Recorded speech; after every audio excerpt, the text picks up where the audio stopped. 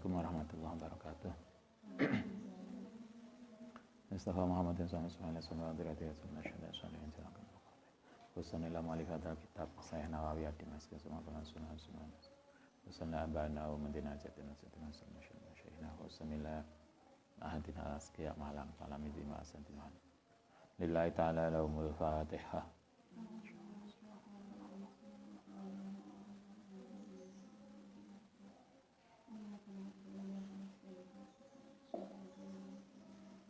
Bismillahirrahmanirrahim. Hadis nomor 483. Rawaina fi Sahih Bukhari. Ini kita melanjutkan tentang wasiat mayit. Kalau mayit jenazah sebelumnya wasiat tertentu ada yang boleh dilakukan, ada yang tidak boleh dilakukan. Tidak semua wasiatnya mayit itu bisa dilakukan terkait dengan proses pemakaman. Rawaina fi Sahih Bukhari anna Umar bin Khattab iku qala lama juriha nalikane dilukai. Masih ingat Umar itu wafat dalam kasus pembunuhan. Khulafa Rasyidin 4, dua pertama mertua Nabi, dua kedua itu menantu Nabi. Dari 4 itu 3-3-nya mati terbunuh. Hanya Abu Bakar saja yang mati sepuh, yang mati karena sakit. Hadis kemarin Sayyidah Aisyah meriwayatkan tentang wasiatnya Abu Bakar ketika menjelang wafat, agar beliau, misalnya kemarin pesan Abu Bakar, dikafani dengan kafan yang bukan kain baru, itu boleh dilakukan. Nah, sekarang Umar ketika beliau dilukai kasus pembunuhan, beliau pesan begini, beliau itu ingin dimakamkan bersama Nabi. Jadi kalau kita di Madinah itu, di Masjid Madinah itu ada 3 makam yang setiap kita ziarah. Pertama makam Nabi, kemudian di belakang makam Nabi agak ke bawah. Jadi kalau kita begini, ini misalnya makam, di sini makam Nabi. Nah, ini makam Nabi, di sini mimbar Nabi, ini namanya Raudhah. Raudhah itu tempat, salah satu tempat doa yang mustajabah, yang warna karpetnya hijau. Semua karpet Madinah itu merah, itu aja yang hijau. Luasnya mungkin hanya sekian, satu mushola kita aja, nggak banyak. Ini makam Nabi di sini, kemudian di belakang makam Nabi agak ke bawah, agak ke sini, itu makam Abu Bakar. Maka setelah di belakang Abu Bakar, makam Umar agak ke bawah lagi. Jadi enggak roto, enggak jejer. Jadi bukan kok jejer. Kalau kita makam kan jejer lurus gini ya. Kalau makam Nabi Abu Bakar Umar tidak lurus, tetapi di belakangnya agak ke bawah, di belakangnya. Umar begitu beliau dilukai, beliau pesan agar bisa dimakamkan bersama Nabi dan Abu Bakar. Nah, tetapi karena itu adalah kamarnya Sayyidah Aisyah, maka Umar pesan, tolong nanti kalau aku mati dimintakan izin ke Sayyidah Aisyah. Boleh nggak saya dimakamkan di situ? Karena itu kan wilayah pribadi. Nah, kalau boleh ya nggak apa-apa, tapi kalau nggak boleh, dia minta dimakamkan di pemakaman umum, yaitu di Baqi. Yang itu kemudian terkait dengan mimpi kemarin, Sayyidah Aisyah mimpi 1 rembulan dan 2 bintang masuk kamarnya. 1 bulan itu Kanjeng Nabi, 1 bintang itu Abu Bakar, dan yang kedua adalah Umar. Ternyata Sayyidah Aisyah sendiri nggak dimakamkan di situ, beliau dimakamkan di Baqi.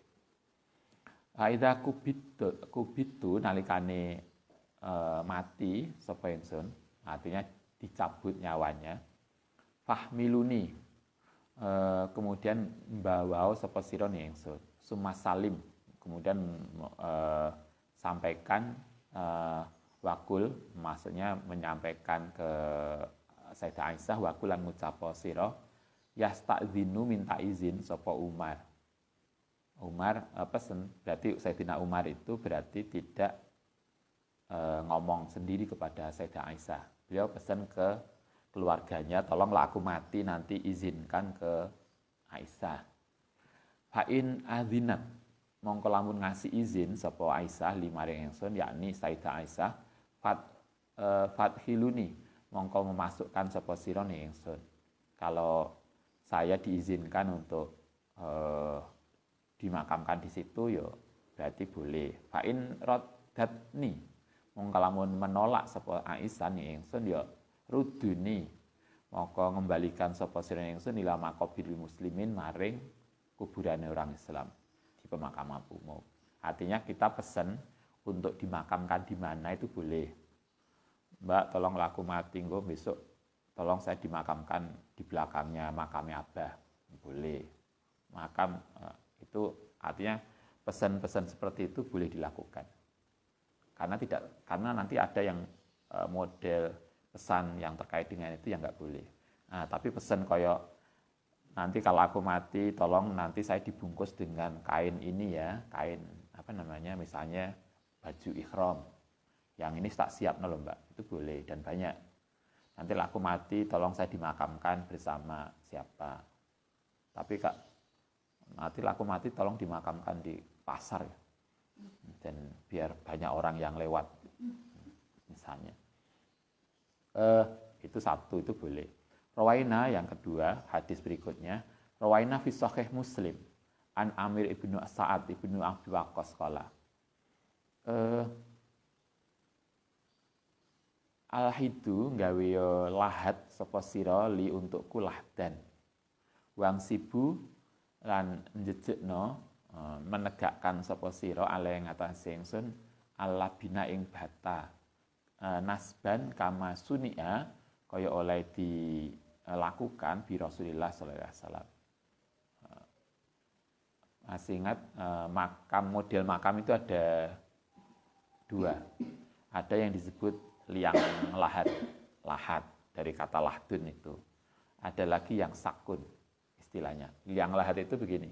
Kalau bahasa kita ini makam begini, luang apa ini namanya? Ngeduk tanah, kemudian begini, terus ini setelah di bawah 2 meter, 1,5 meter, paling bawah diagak begini. Nah, terus nanti makam jenazahnya diletakkan di sini. Terus ini dikasih papan miring begini. Itu namanya lahat. Jadi ngeduke begini, terus ada agak apa namanya?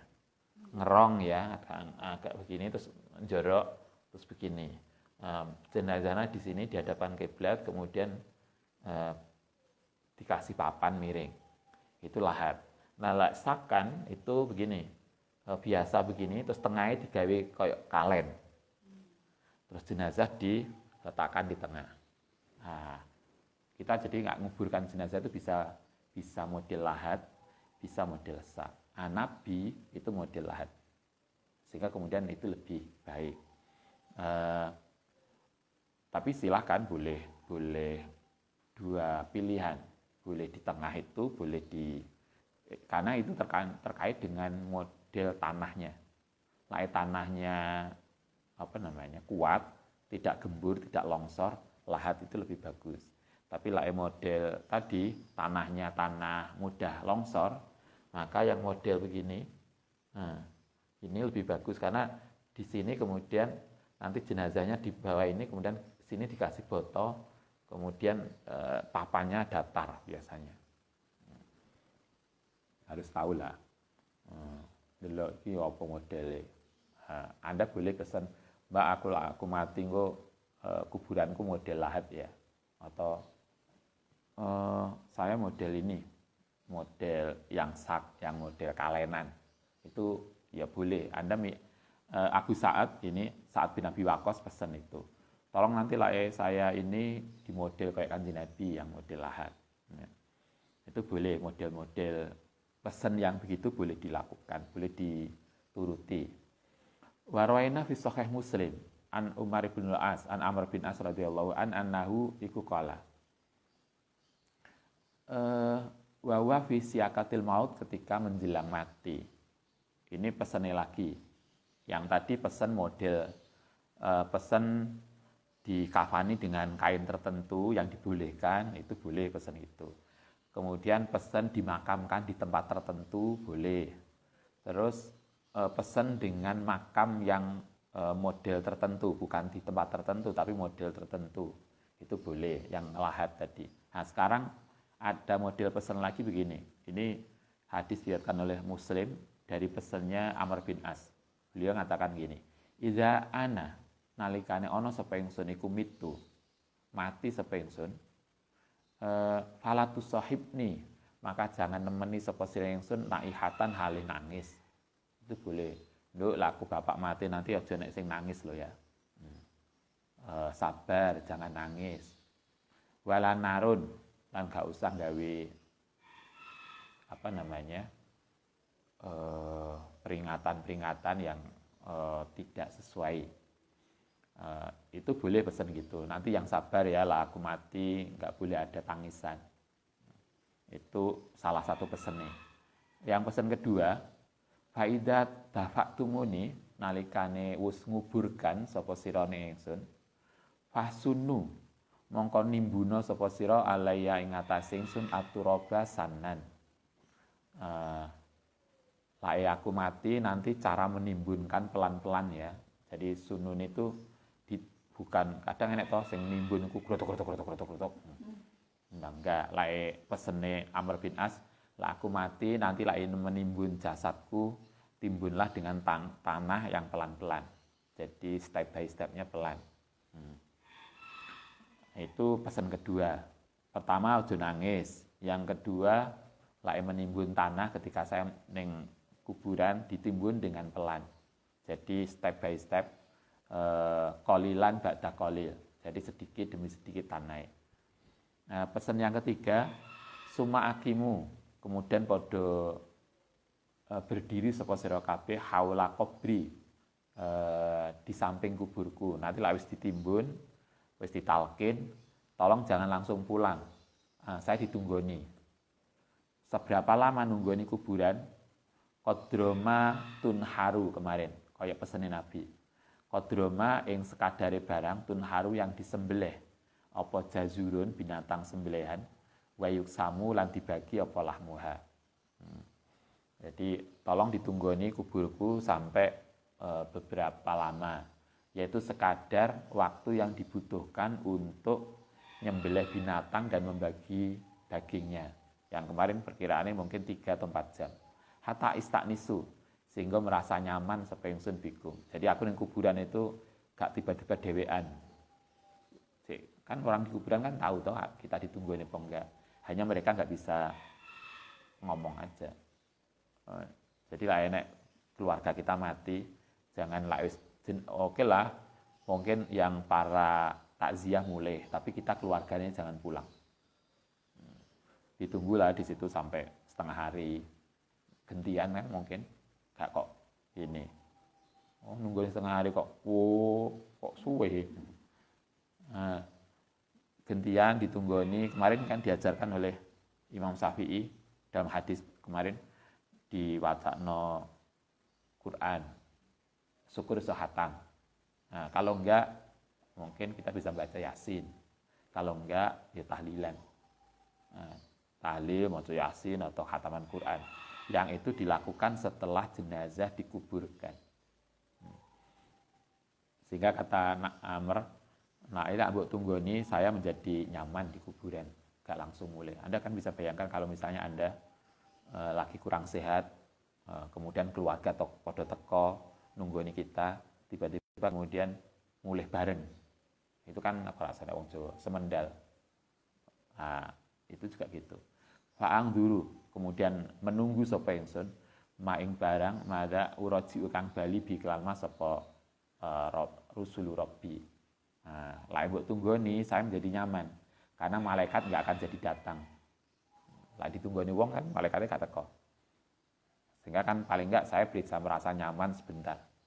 Enggak langsung begitu masuk kuburan kayak kita, begitu masuk ruang ujian skripsi langsung dosennya wis pasang tampang menyeramkan, itu kan harus grogi duluan. Tapi lah kita wis roh ruang skripsinya udah nunggu lama, sudah familiar dengan tempatnya, itu kan lebih nyaman. Kata Amr, tolonglah ini pesan-pesan kayak gitu boleh diikuti, boleh di ini, karena itu pesan yang mubah. Kultu matur sapa ingsun, kata Mbah Nawawi, sunu tadi, fasunu alaya aturab. Artinya apa? Ruya bisini bisa sunu pakai sin besar, bisa sin kecil. Wa maknahu iku subuh. Apa subuh itu? Menyurahkan, ngesokne sapa sira hu ing turab, kolilan sedikit. Ae ngesokne menimbunkan tanah itu gak langsung grotok bawa bulldozer, tapi sedikit demi sedikit, pelan-pelan. Warwaina fi hadzal makna hadis Hudzaifah al-Muqaddam.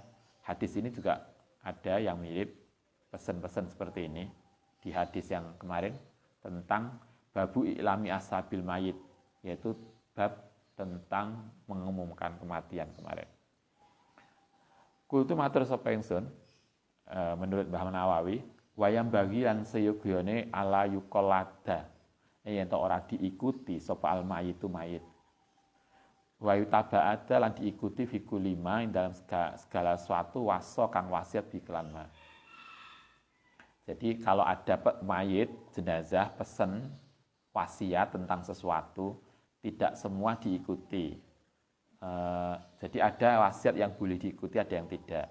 Kalau pesan itu tidak melanggar syariat, maka boleh. Tapi kalau pesan itu melanggar syariat, ya nggak boleh. Walaupun menuruti pesan jenazah itu wajib, termasuk bagian dari yang harus kita lakukan, tapi tidak semua pesanannya jenazah bisa kita ikuti. Bal yu'radu, tetapi dikonsultasikan apa dzalika ala ahli ilmi, ngatasi orang yang ngerti. Jadi kalau ada jenazah pesan tentang sesuatu terkait dengan proses pemakaman atau yang lain, maka kata Mbah Nawawi silahkan dikonsultasikan kepada orang yang ngerti, pada orang yang ngerti ilmu agama, sehingga kita bisa, oh ini boleh, oh ini tidak boleh. Fama abahu, fama moko utai barang abahu yang memperbolehkan sapa ahlul ilmi hu ing ma ya fuila. Kalau itu pesannya itu secara syariat itu boleh, benar, tidak melanggar syariat, maka boleh dilakukan. Tetapi wama utai barang la yang tidak boleh ya fala, maka tidak boleh diikuti. Wa ana guru fidzalika. Karena itu kemudian di sini dicontohkan beberapa pesan jenazah yang boleh diikuti dan beberapa pesannya yang tidak boleh diikuti. Contoh,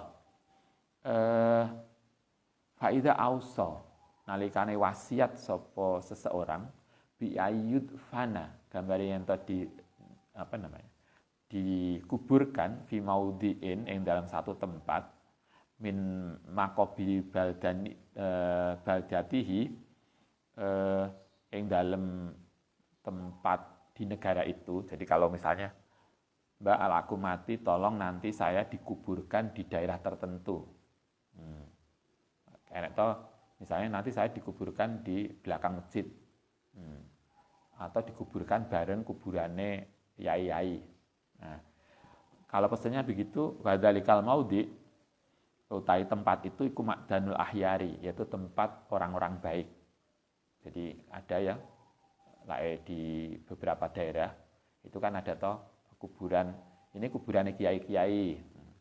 Nah, saya pengen karena nengkono banyak kiai dikuburkan, saya pengen juga dikuburkan di makbaroh itu.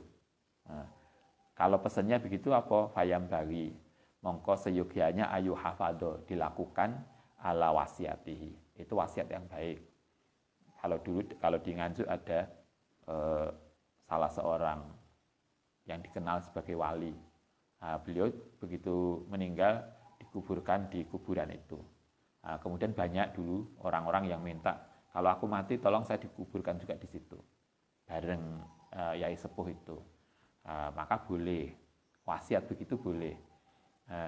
Artinya kita biar di kuburan dikumpulkan bersama kuburannya orang-orang yang muhyar, orang-orang yang ahyar, orang-orang yang baik. Itu salah satu pesan yang boleh kita lakukan. Yang lain, faida ausa, nalikane wasiat sapa jenazah bi ayusollia, yen to nyolati ali ngatasi jenazah sapa ajnabi fal yuqaddamu mongko ana ta iku didahulukan sapa ajnabi fi sholati ing dalam salat ala aqaribil maiti ngatasi kerabat mayit. Nah, misalnya begini contohnya.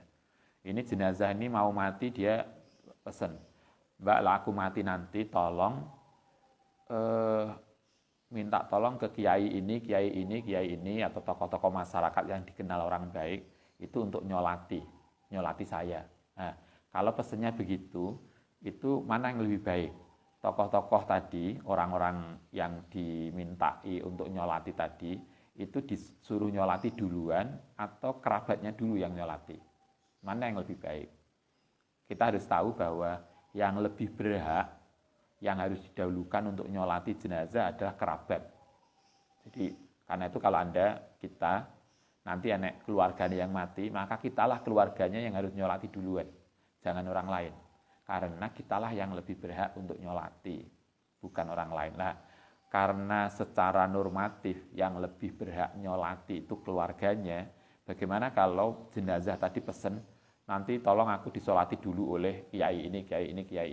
Nah, boleh enggak itu dilakukan? Bagaimana caranya? Fihi, yang dalam wasiat ini, khilafun utai ono perbedaan pendapat lil ulama'i kedua ulama. Wasohihu utai yang paling sahih fi madhabina in dalam madhab kita, madhab Syafi'i, iku anal qoriba saat temenek kerabat iku aula. Kalau menurut Imam Nawawi, kalau pesennya kayak begitu, di mana orang lain disuruh nyolati, maka yang tetap yang lebih baik adalah keluarganya yang nyolati duluan. Nah, setelah keluarganya selesai, paling enggak keluarga dekat lah, putrane, orang tuanya, familine, setelah nyolati duluan baru kiai-kiai tadi yang misalnya pesen agar kiai ini bisa nyolati, itu dipersilahkan. Jadi artinya keluarganya yang tetap didahulukan. Tetapi lakin inkanu lamun ono sapa almusa orang yang diwasiatkan lau iku miman saking wong yung sabu yang dinisbatkan ila sholahi maring baik au baroati utawa cakap fil ilmi ing dalam ilmu ma'asyanati satane sonjogo wa dzikri al hasani ustuhiba. Nah, tetapi begini ternyata. Tetapi kalau orang yang diwasiatkan itu ternyata lebih alim, jadi misalnya jenazah ini dari keluarga biasa, kemudian jenazah itu bilang, tolong laku mati nanti yai ini, ustadz ini untuk nyolati. Nah, kalau orang-orang yang ajnabi, artinya orang luar tadi, ternyata lebih alim, lebih dianggap lebih baik di masyarakat, maka itu boleh dilakukan. Berarti ustadz, kiai sepuh tadi dipersilahkan untuk nyolati duluan. Jadi artinya wasiat ini dilihat kalau yang orang jobo, orang luar tadi orangnya dinilai lebih baik, maka sunnah untuk didahulukan, boleh dilakukan. Tapi lah podo ae kita podo masyarakat ya, podo ae kalau itu maka keluarganya didahulukan. Jadi mendahulukan orang lain itu disunahkan kalau orang lain itu dinilai lebih alim, dinilai lebih baik daripada kerabatnya. Tapi posisinya sama, kerabatnya lebih baik lebih dulu sholatnya, nyolati jenazah. Ustuhiba lil qaribi. Alladzi laisa huwa fi misli hali istarwi pengaruh iman. Riayatan krana njaga li hakil mayiti. Maring mayit. Faida auso. Sekarang contoh lagi. Faida auso nalikane wasiat sapa man bi ayud fana. Gambare yang tadi makamkan fitabutin yang dalam kotak peti kita. Mbak aku mati nanti tolong saya dikuburkan di dalam peti ya. Enak toh orang tertentu. Makamnya kita normatifnya itu kuburan kita langsung, karena pipi kita nyentuh tanah, pipi jenazah. Kalau dia, aku nanti daripada kademen Mbak Ninjeru, tolonglah nanti aku mati, ini ya kayak kotak yang rapet sehingga anget. Boleh nggak kalau misalnya pesan begitu? laku mati nanti tolong aku dikubur di dalam kotak. Fitabut. Lam yungfat, mongko tidak boleh dilakukan. Pesan wasiat tadi tidak bisa dilakukan. Apa wasiatuhu, kecuali illa ingkana. Illa antakuna, kecuali entono apa al ardu, tanahe iku rihwatan. Rihwa itu gampang longsor, tanahe gembur. Au nadimatan, yang yuhtaju yang butuh via ing dalem rihwah ilahi maring tabut, kecuali kalau daerah itu tanahnya gampang longsor, maka boleh berarti kita itu menguburkan jenazah di dalam kotak itu boleh kalau tanahnya gampang longsor. Sehingga nanti kalau nggak pakai kotak biasanya ambrol, sehari 2 hari ambrol, gampang ambrol, itu boleh pakai kotak. Tapi kalau enggak, karena normatifnya tidak pakai kotak. Fayung fadu, mongko boleh dilakukan apa wasiatuhu, wasiate fihi ing dalam kotak. Wa yakunu lan ana apa kotak iku min roksi maklihi. Kotake kemudian biaya kotak untuk peti jenazah itu diambilkan dari harta warisan, harta tirkahnya, kal kafani, kayak kafan. Sekarang lain lagi. Pesene lagi faida ausa nalikane wasiat sapa man bi ayus sekolah, bi ayung kola gambar ento dipindah ila baladin akhir maring negara lain. Misalnya gini, Mbak, aku mati nanti tolong saya dikuburkan di sini. Tapi lawis 5 tahun nanti saya tolong ya jenazah saya dibongkar. Kemudian dipindah ke boleh enggak itu dilakukan? La tungfadu tidak boleh dilakukan apa wasiatuhu. Lai wasiat begitu enggak boleh. Karena begitu jenazah dimakamkan ya sudah, enggak perlu dan enggak boleh dipindahkan. Kecuali kalau ada sesuatu yang penting. Kalau enggak. Misalnya kan ada toh, ini pemakaman umum kemudian ternyata mau digawe kepentingan umum, jalan tol. Maka makam itu kan harus dipindahi. Maka itu boleh. Tapi kalau enggak ada, cuma dia bilang nanti Pak wis 5 tahun, 10 tahun tolong jenazahnya dipindahkan. Ben gabung ngembek kono. Enggak. Kalau memang gabung sejak awal, sejak sebelum dimakamkan sudah disiapkan. Tapi kalau sudah dimakamkan enggak boleh dipindahkan. Maka wasiat untuk memindahkan itu tidak boleh dilakukan. Fa inna nakla, karena mindah kuburan itu haramun. Itu enggak boleh. Karena akan merusak jenazah. Fa inna nakla itu haramun ala madzhabis sahih. Yang menurut mazhab yang lebih sahih, al-muhtari yang dipilih alladzi qala sapa al-aksarun. Menurut pendapat sebagian besar ulama, memindah makam itu tidak boleh. Kecuali tadi kalau ada alasan-alasan yang bisa dipertanggungjawabkan. Dan soroha dan telah menjelaskan bisa al-muhakkun. Wakilah pertama menurut mazhab mayoritas ulama hukumnya haram. Tetapi ada lagi yang mengatakan itu makruh, lebih ringan. Kala ngendika sapa Syafi'i, Imam Syafi'i rahimahullah taala, ila yakuna, kecuali boleh dipindahkan biqurbi Makkah. Misalnya ada orang dimakamkan di Saudi tapi tidak di Mekah. Begitu kemudian pesannya nanti aku mati, memang orang-orang itu dipindahkan, tolong aku dipindahkan di makam Mekah dan Madinah. Maka itu boleh. Biqurbil Makkah wal Madinah au Baitul Muqaddas atau Baitul Maqdis. Fayung qalu ilaha li barokatihi, karena dengan begitu dia ingin barokah Makkah dan Madinah. Itu boleh. Nah, sekarang kita lanjutkan. Faida ausa. Lamuna wasiat sapa man bi ain tudfana.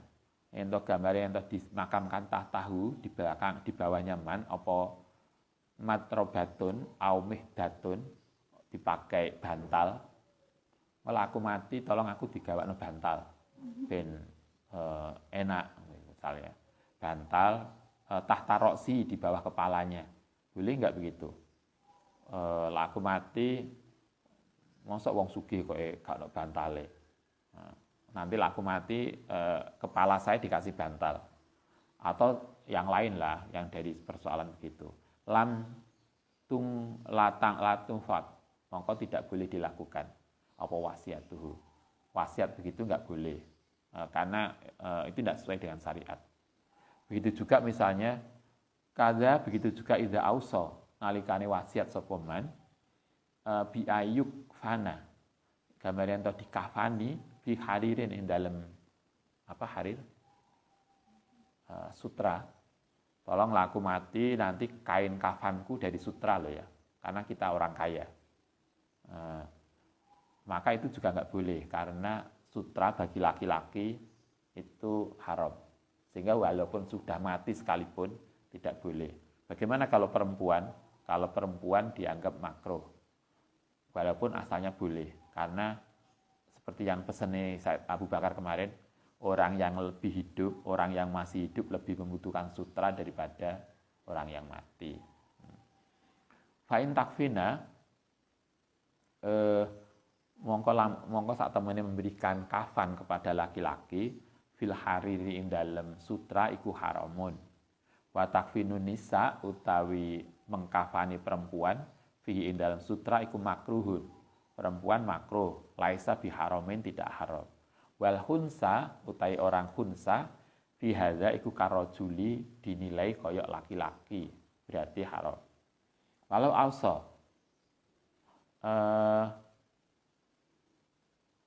mongko lamun wasiat sapa man bi an yukafana, yen to dikafani bima ing dalam barang zada yang lebih ala adatil kafani ing ngatasé hitungane kafan al masru yang disyariatkan. Kalau misalnya pesannya lagi begini, tolong Mbak, karena saya orang kaya, nanti kalau aku mati dibungkus kain kafan 10 lapis. Yang syariatnya berapa? 3 lapis. Ini ingin lebih tebal, nanti lebih dari yang biasa. Atau begini, au bisaubin, atau yang dalam pakaian layas turu, yang tidak nutupi al-badana. Karena saya cantik banget, nanti lah aku mati, bagian kakiku sing ini mulus gak usah ditutupi ya. Misalnya boleh nggak begitu? Layang fudu, maka wasiat itu tidak boleh dilakukan. Karena mestinya jenazah ditutupi kain kafan penuh, mulai kepala sampai kaki, semua terbungkus. Sehingga kalau dia pesan agar sebagian badannya itu tidak dibungkus, maka nggak boleh dilakukan. Atau memberikan kain kafan yang lebih dari hitungan syariat. Karena syariatnya 3, maka cukuplah 3, tidak boleh lebih dari itu. Kalau auso, mongko lamun wasiat bi ayub kro'a, gambar yang tadi dibacakan indak kobrihi. Bagaimana kalau wasiatnya begini, Mbak, aku mati, tolong nanti sampean sering datang ke kuburan ya untuk membacakan Quran untuk saya, atau bacakan tahlil untuk saya.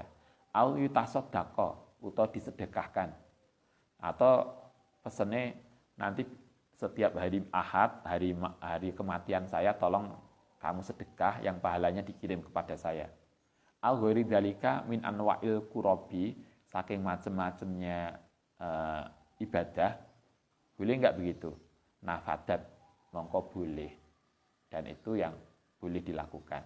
Kalau pesan, Mbak, aku mati engko sampean setiap asar datang ke kuburan maca Yasin, maka itu boleh dilakukan. Ila ayuk tarona, kecuali yang toh dibarengi biya kelawan tadi pemabarang yang na'u, kecuali kalau ada sebab-sebab lain. Tapi prinsipnya itu boleh. Walau auso, ini model yang lain. Walau auso mongko lamun wasiat bi antu akhiro, yang mengakhirkan, diakhirkan apa jenazatuhu, jenazah zaidan halih lebih ala masru'i, ngatasi yang disyariatkan. Misalnya begini, aku mati tolong jangan dikuburkan kecuali setelah 10 hari. Enak toh, yang jenazah itu terlalu lama nunggu keluarganya mbuh nanti, kemudian enggak segera dikuburkan, maka boleh enggak itu? Lam yungfat, mongko tidak boleh dilakukan, karena normalnya jenazah itu begitu seorang itu meninggal harus segera dikebumikan, harus segera dikuburkan. Sehingga kalau harus nunggu lama, sehingga lebih dari apa yang disyariatkan, maka nggak boleh. Syariatnya kan nggak lama. Bolehlah nunggu keluarganya pagi meninggal, nunggu sampai siang. Tapi kalau kemudian nunggu sampai lama, maka itu nggak bisa tidak bisa dilakukan. Kalau auso, mongko lamun wasiat sapa paman bi ayu benah utayan ta dibangun ale ngatasé man fi makbaratin ing dalam kuburane muslimatin menjadi tempat tujuan lil muslimin. Kalau aku mati tolong Mbak di sekitar kuburan saya digawe tempat rekreasi sehingga banyak orang datang. Nah, kalau tujuannya itu nggak boleh lam yungkot wasiatuhu, kecuali kalau datang untuk kita nih kuburan banyak kemudian orang datang untuk tabarukan. Tapi kalau datangnya tadi nanti di makam saya dibuatkan ini ya model destinasi wisata, itu yang enggak. Dulu ada teman di pondok itu, kalau dia pesannya gini, saya tuh nggak bisa bayangkan bahwa dari lah aku mati kemudian neng kuburan dewean gak nek koncone, karena itu tolong nanti lah aku mati dikuburkan di tempat yang ramai sehingga enek koncone riwari ndelok nok dhuwur. Ada yang begitu, maka itu kan nggak boleh dilakukan. Badzalika iku haramun. Itu wasiat-wasiat yang tidak boleh dilakukan. Jadi tidak semua wasiat mayit jenazah itu harus dilakukan, tetapi terkait dengan model pemakaman tidak semua wasiat boleh dilakukan. Sepanjang wasiat itu tidak melanggar syariat boleh, tetapi kalau tidak sesuai maka tidak boleh. Karena itu pesannya Syekh Nawawi, kalau seorang jenazah wasiat tertentu tentang proses penguburan, terkait dengan hal yang proses penguburan, tolong dikonsultasikan kepada orang yang ahli, orang yang ngerti, sehingga kita tahu, oh ini boleh atau tidak. Sehingga kalau boleh ya silahkan, kalau tidak boleh maka berarti juga nggak boleh dilakukan. Oke, saya kira begitu. Sudah? Al-Fatihah.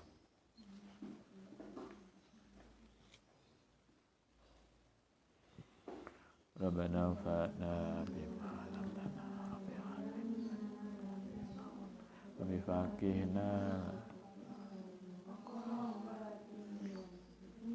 Rabbana fa'na bima 'allamtana